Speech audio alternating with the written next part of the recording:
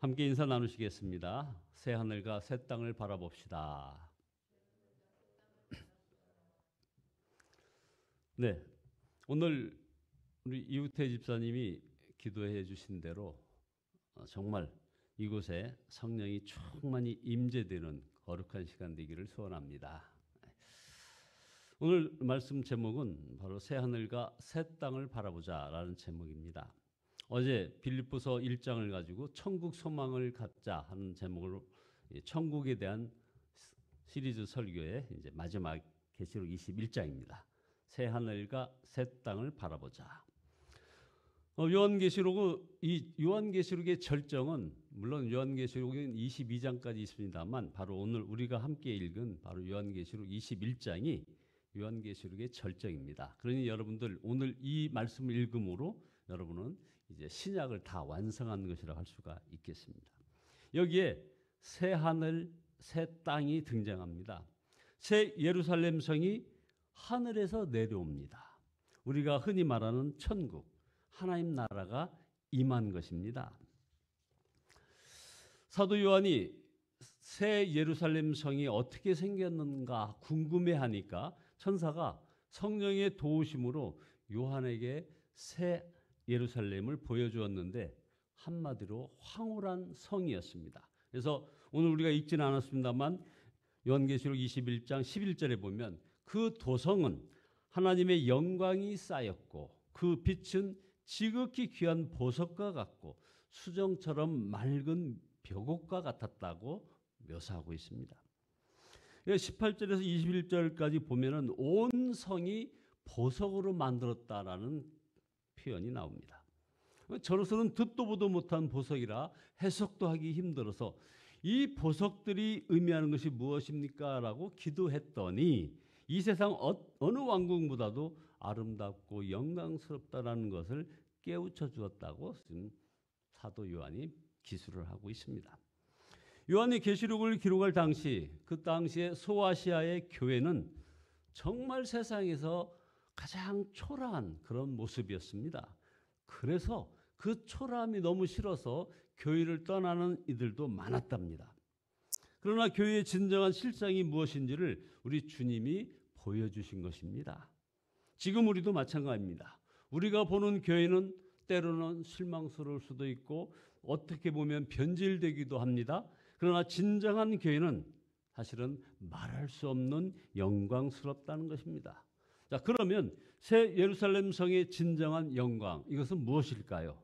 이건 거기에 나타난 그런 보석이 아닙니다. 바로 그곳에 하나님이 함께 하시는 것입니다. 그래서 21장 3절에 보면 하나님의 집이 사람들 가운데 있다고 얘기하면서 하나님이 그들과 함께 계실 것이라고 말씀하고 있습니다. 요한이 보니 새 예루살렘의 성전이 보이지 않았습니다. 어떻게 된 일일까요? 그것은 바로 우리가 조금 전에 읽은 대로 하나님과 어린 양 스스로가 성전이기 때문에 성전이 보이지 않는 거죠. 새 예루살렘에는 해와 달이 필요가 없었습니다. 하나님이 빛이시기 때문에 그렇습니다. 보지 못하는 하나님을 눈으로 볼 수 있는 곳, 바로 여기가 천국입니다. 눈물을 흘리는데 누가 눈물을 닦아주기에 눈을 들어보니까 바로 하나님이셨습니다. 천국이 이런 곳입니다.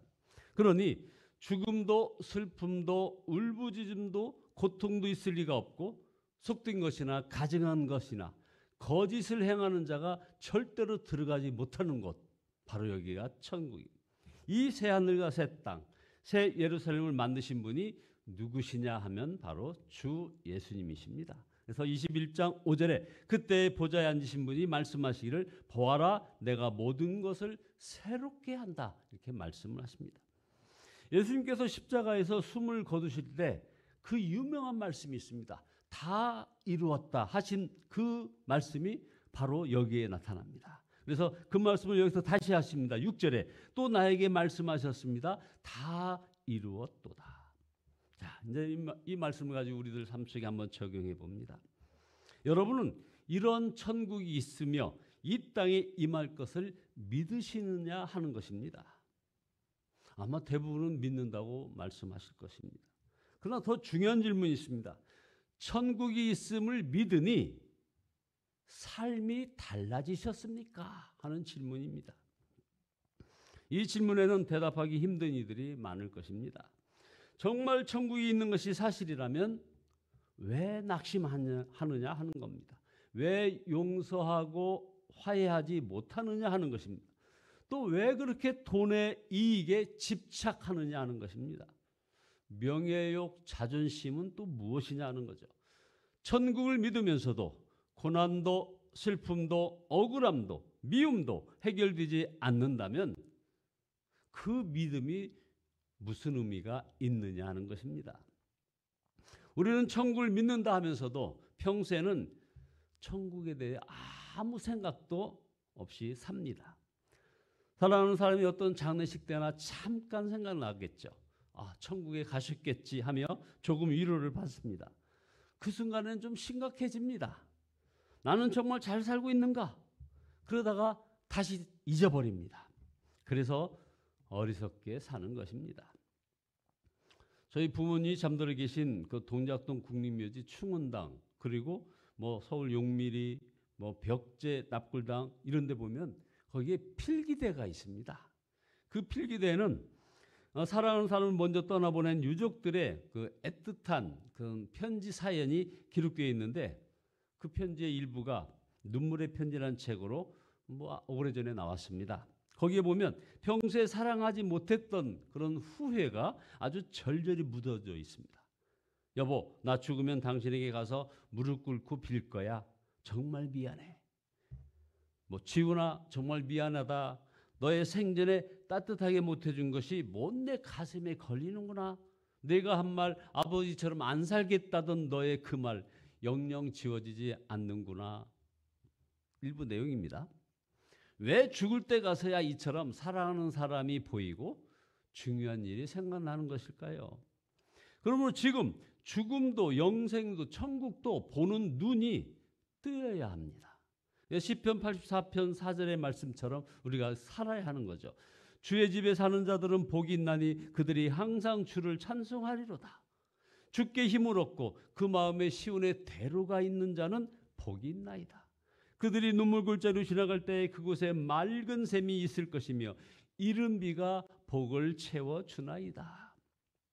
이것이 새하늘과 새 땅이 임할 것을 믿는 성도의 세상 사는 모습이어야 되는 것입니다. 어떤 시련이나 유혹, 핍박이 있어도 담대하고 기쁘게 천국을 향해 길로 나가는 겁니다. 찬송가 421장에 보면 지금 내가 가는 길 천국길이니. 자, 저와 여러분이 현재 가는 길이 지금 천국길이십니까? 현실이 힘들고 눈물의 골짜기를 지날 때도 있지만 결코 길을 잃지 않아야 되는 겁니다. 그러나 마지막 날에 가서야 새하늘과 새 땅을 보는 것이 아닙니다. 예수님을 믿을 때부터 모든 것이 새롭게 되는 그런 체험을 하게 되는 것입니다. 그것은 모든 것을 새롭게 하시는 주님이 마음에 임하시기 때문에 그런 것입니다. 성령께서 우리 마음에 임하셨다는 사실 그 자체가 새 삶이 시작된 것이 아닙니까? 그래서 고린도전서 3장 16절을 보면 너희는 너희가 하나님의 성전인 것과 하나님의 성령이 너희 안에 계신 것을 알지 못하느냐 말씀하십니다. 우리 안에 임하신 성령께서는 우리 마음을 계속 새롭게 하십니다. 에스겔 36장에 보면 또 새 영을 너에게 두고 새 마음을 너에게 주되 너희 육신에서 굳은 마음을 제거하고 부드러운 마음을 줄 것이며 말씀하시죠. 자, 그러므로 예수님을 믿으면 누구나 새로운 삶을 살 수밖에 없는 것입니다. 고린도서 5장처럼 그런 적 누구든지 그리스도 안에 있으면 새로운 피조물이라 보라 새 것이 되었도다. 정말 새 하늘과 새 땅이 임할까요? 정말 천국은 있을까요? 어떻게 알 수 있습니까? 가장 확실한 증거는 자신의 영혼 안에 모든 것을 새롭게 하시는 주님이 계신 것입니다. 캐나다의 오제이 스미스 목사님이 아주 무서운 말씀을 그의 저서를 통해서 남겼는데요. 하나님 나라에 대한 대단히 두렵고도 엄숙한 5가지 사실이 있다고 하는 말을 남겼습니다. 첫째는 마지막 심판 때 모든 사람들이 다 구원받는 것이 아니라는 겁니다. 두 번째는 대부분의 사람들이 멸망할 거라는 사실입니다. 세 번째, 구원받으리라 여겨졌던 사람들 중에도 멸망당할 사람이 많다는 사실입니다. 네 번째는 죽은 뒤에는 구원받을 기회가 다시는 없다는 사실. 마지막으로 다섯 번째는 지금이 어떤 이에게는 마지막 기회라는 것입니다. 여러분 안에 새 생명의 역사가 있습니까? 날마다 새로워지고 있습니까? 마음이 메말라 말도 행동도 굳어 있지는 않습니까?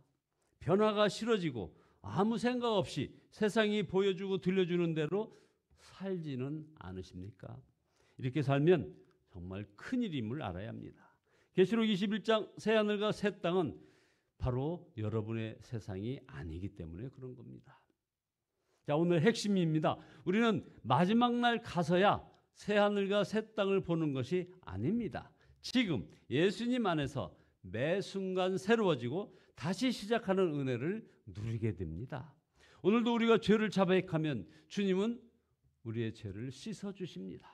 그것은 죄 지어도 좋다는 것이 아니라 정결함으로 다시 시작하라는 것입니다. 그렇게 우리를 죄에서 벗어나게 하시는 것입니다. 실패했다고 낙심하지 말기 바랍니다. 10번 실패하면 우리 주님은 11번 일으키시고 100번 실패하면 우리 주님은 101번 다시 시작하게 해 주십니다. 전에는 나는 왜 이 모양인가 한탄하였는데 지금은 예수님과 함께하는 매일매일이 기대가 되는 겁니다. 계시록 22장에서는 새 예루살렘을 그리고 그 중심에 생명수강이 흐르고 12종류의 가실나무가 있는 아주 풍요로운 곳이라고 했습니다. 이런 일이 지금 우리에게서 일어나야 하는 것입니다.